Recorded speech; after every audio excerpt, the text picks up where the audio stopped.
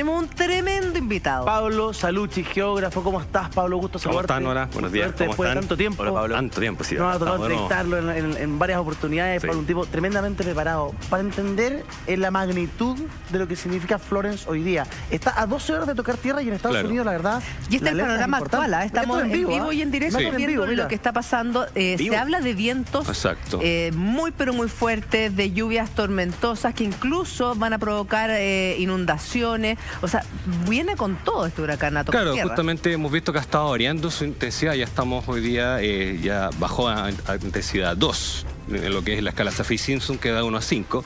Pero ojo, sigue siendo un huracán peligroso, especialmente por el diámetro que tiene, el tamaño que está alcanzando finalmente este huracán. Estamos hablando de una célula que tiene alrededor de 500 kilómetros de diámetro. ¿Qué significa eso? ¿Ya? Que sea tan ancho. Que va a afectar claramente a una gran zona, ¿ya? Y eso es la peligrosidad de esto. Y ojo, que aún sigue en el mar.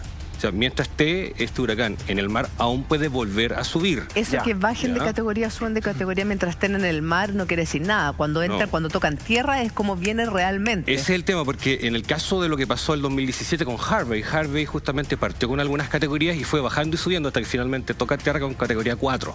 ¿Ya? Entonces, por eso, todos los huracanes se alimentan de la humedad que está en el océano. Sí. Y estamos hablando de un océano que es muy cálido.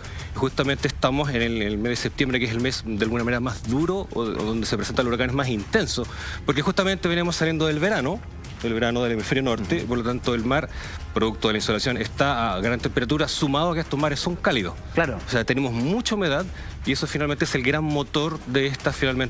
Yo escuché por ahí las noticias, Pablo, que al tocar Florence tierra, podía como estancarse en un lugar, quedarse quieto en un lugar, azotando ese lugar. Y que eso era una de las preocupaciones más grandes, porque no va a continuar avanzando, no es que vaya a pasar, sino que se queda ahí. ¿Por qué pasa eso? Pasa porque esencialmente cuando está en el mar, el huracán tiene ningún elemento que le impida su paso, no hay mayor roce. Ya finalmente cuando llega a la tierra, el roce aumenta, por lo tanto se torna estático. ¿Ya? Con Harvey pasó lo mismo, y es importante puedo comparar lo que pasó en el 2017, que fue una temporada bastante importante, porque finalmente Harvey también se estacionó justamente en la zona de Texas, e incluso salió y volvió a entrar. Y ese finalmente estuvo prácticamente 5 días botando toda su energía. ¿Ya? Y eso es un tema que acá se ve, porque finalmente estamos hablando de un episodio que puede dejar por día 100 milímetros de lluvia. Por día, 100 milímetros. O sea, el peor escenario es que podamos llegar a tener un evento de más o menos de casi 1000 milímetros. Ahora estamos viendo, Pablo, las imágenes de la NASA, las imágenes satelitales que muestran este huracán Florence, y que son de verdad como monstruosas, una masa gigante. Claro. ¿Es común que un huracán llegue con 500 kilómetros? El tamaño promedio de un huracán son más o menos 350. O sea, este es grande. Este es un huracán importante por su dimensión. Ahora, 500 kilómetros de diámetro. De diámetro, ¿ya? Santiago La Serena. Más justamente, es una muy buena forma de entender más la dimensión de estos elementos. ¿Ya? Han habido muchos más grandes, ya hemos tenido como el huracán Sandy, que tuvo una dimensión de 1800 kilómetros y con categoría 5. Fue un huracán que golpeó desde Venezuela hasta prácticamente todo. Pero el cuento significan potenciados al lugar donde va. Claro, porque a veces se debilitan y a veces en el caso del huracán Sandy llegó relativamente debilitado a Estados Unidos, pero golpeó 24 de los 50 estados que tiene. Entonces fue un huracán importante. Entonces para que vayamos comprando estos fenómenos, y hoy en día lo que preocupa es justamente, son dos cosas. Primero, gracias señor director, es muy importante tener esta imagen, porque estamos justamente observando cómo está apareciendo, como podrías denominar, un tren de huracanes, en donde Florence ya está justamente ya golpeando con el borde del huracán. Mira, con está su viento.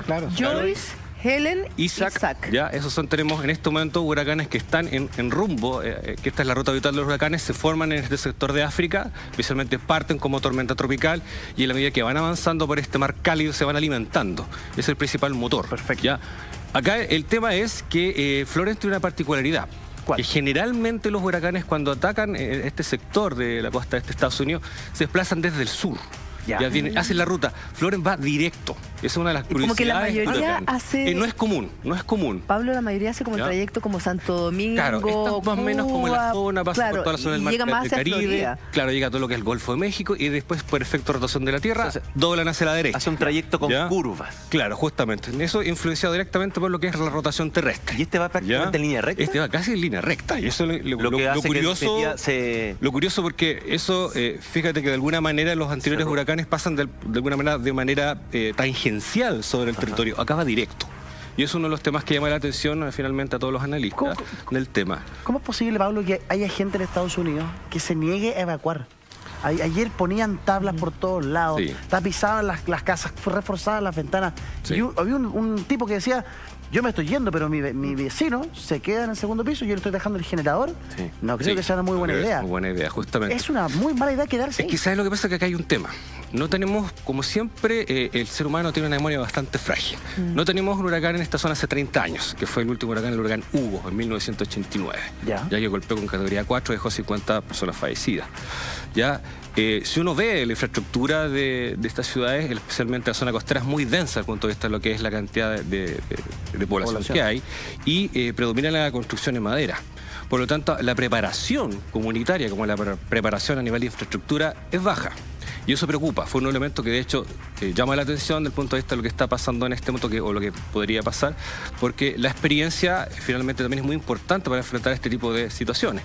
Y acá de alguna manera hay toda una generación que no se ha enfrentado a este tipo de eventos en 30 años. Sí. Y además que, Pablo, generalmente las construcciones en Estados Unidos no son sólidas, son más bien... Claro, es que lo que pasa es que... La mayoría prefabricada. ¿Cómo vamos haciendo finalmente estas vivencias en experiencia? Podemos ver el caso tal vez de Miami, que Miami ha tenido una historia con Andrew, por ejemplo. Todos los años hay un huracán. Ellos tienen una infraestructura preparada, tienen vidrios blindados, tienen toda una serie de soportes que ayudan a llevar estos eventos. Por eso es muy importante la experiencia comunitaria y cómo eso se traduce también en infraestructura y preparación. Claro. Y de hecho son las familias que tienen hijos los que están evacuando en su mayoría, dejando estas planchas de madera y con un escrito. Sí. Hay muchas fotografías que ponen Florence, go back. Claro, o dicen recen por nosotros, pray for with us. Claro. Exactamente, y lo dejan allí en los ventanales, porque además no solamente tienen temor del viento, sino que mucho miedo por la gran cantidad de precipitaciones que va a caer en 100 milímetros. Es que ese es otro tema, porque hay que ver un poco el escenario que ha estado teniendo este sector. La costa este de Estados Unidos ha estado en último tiempo con un verano muy lluvioso. Ya la costa este de Estados Unidos tiende a ser muy lluviosa porque su borde suele ser bastante húmedo, dado que tiene corrientes cálidas. Claro. No como Chile, que tiene corrientes frías. Claro. Ya las corrientes cálidas de alguna manera generan mayor humedad y por ende mayor precipitación. Las últimas lluvias tienen en este momento el suelo de este sector de costa este muy saturado. Es decir, tiene muy poca capacidad de absorción. Es decir, si le agregamos esta lluvia que trae finalmente el huracán, sumado a las marejadas de tormenta, puede ser un escenario bastante complejo porque salidas de mar, la topografía de ese territorio es muy baja, es muy llano. El mar entra con todo. Puede entrar con mucha facilidad. Súmale además que el mar, si el territorio está saturado, no hay ninguna posibilidad de que haya absorción. Yo habría pensado que era al revés, que mientras más llovía, más la tierra estaba acostumbrada a absorber el agua. No como pasa acá en Chile, que como tenemos sequía, la tierra se pone dura y no absorbe después. No, todo suelo tiene un grado de saturación. Es una esponja, tiene un máximo y en este momento ya prácticamente está saturado y eso obviamente facilita que haya inundaciones. El sector también, no olvidemos, tiene ríos y justamente por ahí las marejadas de tormenta pueden entrar y generar inundaciones, sumado a la lluvia que pueden hacer que se desborden también los cauces de los ríos. Entonces, claramente hay un escenario que puede dejar claramente daño importante en este sector. Esto es como para establecer un símil, esto es como un terremoto grado 8, grado 8-2. O sea, es difícil porque son cosas muy distintas, pero en términos de preocupación, de daño, en términos de lo que genera, de poder destructivo. O sea, claramente hay una alteración de lo que es tu sistema de vida diario, y ahí eso produce alteraciones justamente, o como ahora que estamos finalmente produciendo que la gente tenga que salir. Ahora, el gobierno central de Estados Unidos no va a forzar a la gente a salir, ellos decretaron que salgan, de hecho hasta ayer era el momento óptimo, ya salir el día puede ser más peligroso, ¿ya? Entonces, eso es interesante. No sé, señor director, si me podría en un momento mostrar la imagen del mismo sector, pero con Google Earth. No sé si será posible, sí, señor director. Google Earth. Ya, porque quiero destacar un poco el tema de la geografía del sector este de Estados Unidos, que de alguna manera también es un elemento que exacerba este tipo mientras lo buscas, te quiero hacer una pregunta, Pablo, respecto a estos 4 huracanes. Es temporada de huracanes, pero el año pasado vimos una situación bastante extraña, que incluso llegó a azotar a Europa. Sí, de hecho, el 2017 también es una temporada, de hecho, de las mayores cuantías de daños después de la temporada 2005. Tuvimos una cadena también de huracanes donde Harvey fue el primero, después tuvo María y avanzando. Bueno, y donde Puerto Rico fue asolado. Pues de hecho, produjo finalmente que Puerto Rico tuvo prácticamente 6 meses sin luz, o sea, realmente y eso es que se prepararon harto. Una reconstrucción bastante lenta, y una cantidad de muertos enorme, que todavía no está clara, o sea, ha trascendido. Entonces, Y aquí un poco porque uno se puede reflexionar inmediatamente. ¿Cuánto tiene que ver acá? Me lo preguntan siempre, ¿qué pasa acá con el cambio climático? ¿Ya? Claro. Aquí hay que separar un poco las aguas, ¿ya? Claro. Porque por un lado tenemos el aumento de temperatura que está generando a nivel de atmósfera y también a nivel de océano, el cambio climático, que no necesariamente va a influir que tengamos más huracanes, pero sí que probablemente los de categoría 3 hacia arriba puedan ser más recurrentes. El año pasado, en la temporada 2017, tuvimos 11 eventos que entraron a tierra, y de los cuales 6 fueron huracanes importantes, es decir, sobre categoría 3. Probablemente este escenario sea más o menos similar este año. ¿Ya? Y por lo tanto hay que separar que no necesariamente por el cambio climático vamos a tener más huracanes, sino que estos podrían volverse más intensos. Y ahí es un poco el análisis que se ha hecho, particularmente en Harvey. Los análisis dicen que el cambio climático, especialmente por la temperatura sobre el océano, hizo que las lluvias fueran mucho más intensas con respecto a si no hubiera estado este fenómeno de aumento de temperatura. Es que el huracán es como la lluvia, el viento, como que trae todo. Entonces como que te salvaste del viento, pero viene la lluvia y la inundación. Y también viene acompañado también de tornados, también se generan. Y también, ojo, es muy importante porque cuando uno analiza, cuando llega un huracán a tierra, es cuando llega al ojo, ya, porque en el ojo está la zona más intensa. En el borde del ojo, donde está el momento de calma, ya hay unas paredes. ¿Ya? Y esas paredes que contienen el ojo son donde está la mayor cantidad de lluvia. Espérame, o sea, acá, veamos Flores, acá uno siempre dice, oye, esta persona está en el ojo del huracán, está súper mal dicho porque en el ojo del huracán es la parte más calma. Sí, no es que esté mal dicho, lo que pasa es que el centro del ojo, obviamente, está la menor presión y se produce calma. Lo que pasa es que en torno al ojo hay unas paredes de agua. Está en torno al ojo del huracán, así podríamos decir. Sí, claramente. Porque estamos en torno al ojo del huracán. Porque el perímetro que rodea al ojo del huracán justamente contiene mucha agua y finalmente ¿qué sería esto? Mira, mucha actividad. No tenía un lápiz, no. Sería este del ojo y sería esto alrededor. Eso sería más o menos en el fondo lo más potente de este huracán. Claro, justamente por eso dice el ojo tocó tierra, porque justamente ahí está la zona más intensa. En el borde están las paredes con mayor cantidad de lo que se llama nubes convectivas, que eso es la que llega esencialmente mucha carga húmeda, mucha carga eléctrica, ¿ya? Y mucha intensidad de viento. ¿Ya? En el borde del ojo, entonces, en el borde, es lo más dañino. Claro, porque hacia adentro, claro, se produce una calma, pero hacia los bordes... Y porque ahí se generan precipitaciones de alta intensidad.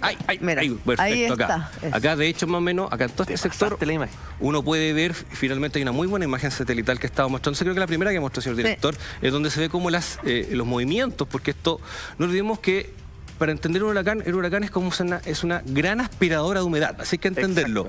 Va asumiendo humedad y por lo tanto esa humedad va cargando esta célula y toda esta zona donde se producen unos movimientos que se llaman movimientos convectivos. Esa está muy buena. Ve, acá está la pared. No sé si se alcanzan a distinguir que tiene una zona aquí donde se produce la zona más intensa del fenómeno. Y se nota. Y esa pared, si estamos hablando de un diámetro de 500 kilómetros de la pared, más o menos, ¿de cuánto es? Bueno, hay que calcular más o menos en cuánto lo que bordea el centro en sí. Claro. Y aquí justamente estás teniendo... ¿No se fijan que se alcanza a ver como un fenómeno similar a cuando uno hierve el agua? Sí. Estas burbujas es lo mismo, porque se producen estos movimientos convectivos, es decir, la humedad sube, llega arriba, se condensa y va generalmente transformándose en agua. Y acá tienes mucha carga eléctrica y mucha carga de humedad y viento. ¿Y esto activa su mayor poder cuando toca tierra? No, cuando toca tierra pasan dos cosas. Uno pierde energía y por lo tanto ahí se comienza a estacionar y ahí por lo tanto empieza a descargar. Y ese es el mayor tema porque el pronóstico meteorológico indica que frente a la zona de los estados que estamos de alguna manera analizando, muchas gracias. Aquí está, mira. Fíjense, acá se puede ver claramente cómo se ve que la costa es baja, se ve un cambio con respecto a lo que es la cuenca del Atlántico, porque acá lo que se llama la plataforma continental se extiende y eso hace que este sector sea mucho más bajo. Por lo tanto, la posibilidad de que el viento movilice esta agua es mayor. Y por lo tanto el mar puede entrar fácilmente con las marejadas de tormenta. Perfecto. En este momento hay marejadas incluso. De hecho, ya justamente en el borde ya se está produciendo estas marejadas que la proyección dice que podríamos tener en promedio marejadas con olas de 4 a 6 metros. Eso es lo que se está en el escenario. Pablo, la trayectoria entonces es clara. ¿Entra por Carolina del Norte? Hasta el momento sí. Yo digo que sí. ¿Por qué? Porque a pesar de toda la tecnología que tenemos hoy en día, igual existe en este tipo de eventos algo de incertidumbre. Ya todo indica que puede pegar claramente esencialmente Carolina del Norte, Carolina del Sur. Pero mira, con horas, a las 20 horas del viernes va a estar ahí. Pero hemos tenido alguna sorpresa, por eso lo menciona que, ojo, esto es una proyección que tú indica que puede pegar acá, pero puede sufrir variación especialmente en cómo y dónde. El giro hacia el sur o el giro hacia el norte. Esos son temas que... ¿Qué conviene más? ¿O qué sería peor? Bueno, hacia el norte tenemos claramente Washington, ya no olvidemos que es la capital, ¿ya? Si tuviese que conviene más, es complejo analizarlo, porque finalmente tú tienes una costa bastante que no densa. Llegue, claro. A todo indica que va a llegar, ya, porque mientras esté en el mar va a seguir alimentándose. Y las precipitaciones más intensas, las primeras precipitaciones intensas se van a comenzar a sentir esta noche, a eso de las 8 de la noche. Eso indica, claro, el modelo. Además, eso es tremendo, ¿no? Porque que te estén tirando el agua con balde, con viento, de noche y de madrugada, hace que la sensación de la población sea aún peor. Si tú lo estás viendo de día, por último tienes algo de luz de día. Se traduce eso en alguna acción de la autoridad, en pedir más equipo electrógeno, en sacar más policías a la calle. O sea, claro, lo que se hace en este momento es la solicitud de evacuar y mantenerse en sus hogares. Hoy en día, en la medida que se vaya presentando la emergencia, es como finalmente el FEMA, que es el organismo que lleva el equivalente a nuestro NEMI, va a ir llevando la respuesta.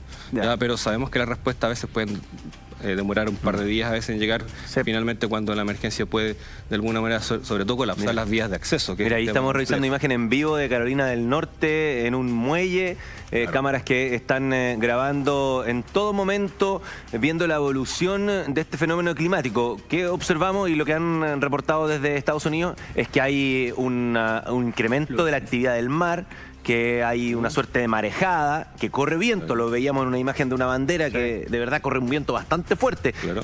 Yo creo que ese viento debiese ser de unos 70, 80 kilómetros por hora.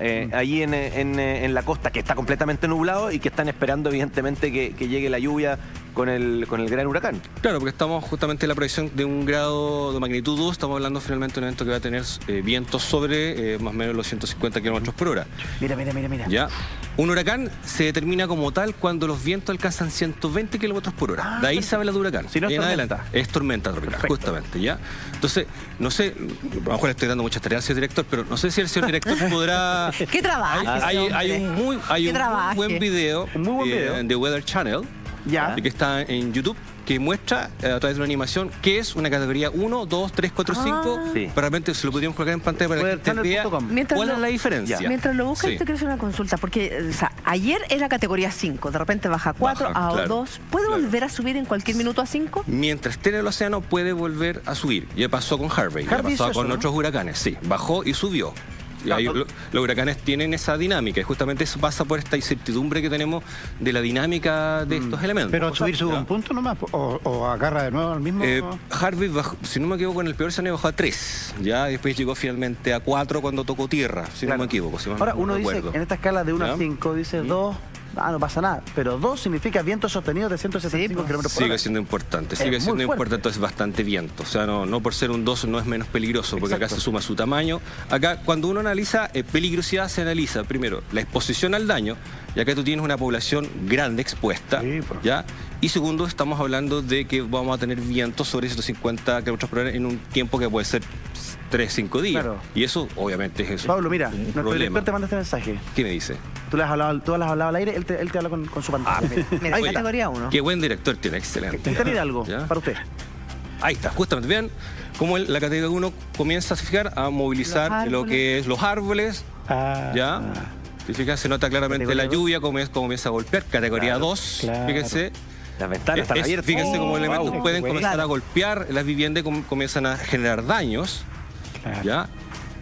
Fíjense, 108, está en Villa, pero ya estamos hablando ya de prácticamente vientos sobre 172. Esto sería el escenario actual, categoría 2. Esto podría pasar a nivel urbano. Categoría 3, ya justamente comienzan a haber desprendimientos de las viviendas. Y los árboles ya están a punto de salir. Los árboles pueden colapsar, justamente las ramas se transforman en proyectiles, claro, porque si no está tapiada tu casa, las puertas y las ventanas simplemente vuelan. Y ahí comienza a sufrir daños el techo. Mira, se está volando el techo. Categoría 4, y ahí estamos hablando justamente de una... Fíjense, el viento ya puede... Simplemente vuela el techo, eso ya es prácticamente... Son vientos de 225 kilómetros por hora. Justamente, ya tú tienes... 225 finalmente una pérdida importante de infraestructura. Ya está categoría 5, ya es prácticamente que esto es catastrófico. Categoría 5. ¿Ya? Ahí tienes 250. Llegó a estar en 5 en un momento, en el océano. Sí, en el océano. Ahí ya los vientos eran de 260, 270 kilómetros por hora. Bueno, mira, esa es una casa sólida, de concreto, que termina sin su techo, que termina con las ventanas rotas. Imagínate una vivienda de material ligero, o sea, te va. Es lo que predomina justamente en las Carolinas, y ese es un tema que preocupa porque hemos visto que ellos han tapiado con lo que han podido sus viviendas. ¿Ya? Van a quedar con lo que han tapiado y no la casa. Claro, porque finalmente las casas que están en primera línea costa con las marejadas de tormenta obviamente van a sufrir daños, probablemente van a ser desplazadas por el agua. Los vientos de Punta Arenas son categoría 2, ¿no? O sea, claro, si lo llevamos a huracán, claro, pero esto es viento, ¿no? Finalmente tiene otra estructura de comportamiento, ya claramente. Claro, una célula que se está desplazando. Es bueno el ejemplo, inspector, porque la gente... Sí, no es bueno para... Tienen soga en la calle. Lo que pasa es, claro, son ráfagas de viento, rachas de viento. Pero aquí estamos hablando de viento sostenido. Exacto, más lluvia. Toda una noche, más la precipitación. Es una situación compleja. Además, el agua del océano Atlántico, que está más cerca de la orilla de Carolina del Norte, debiese estar a una temperatura un poco más arriba que la del océano en alta mar. O sea, debiese agarrar más fuerza una vez que se acerca a la costa. Lo que pasa es que en este sector, justo en el borde, pasa la corriente del norte, y es obviamente una corriente cálida, y obviamente eso le va alimentando los huracanes. Eso lo va a alimentar. Ese es uno de los temas que es importante, que yo insisto, mientras el huracán está en el agua, no podemos descartar que aumente su tamaño, y eso en cuanto a nivel de intensidad. Y es un tema que hay que analizar. Tocando tierra, obviamente, se va a empezar a debilitar, pero lo que preocupa acá es cuánto tiempo se va a detener en este sector.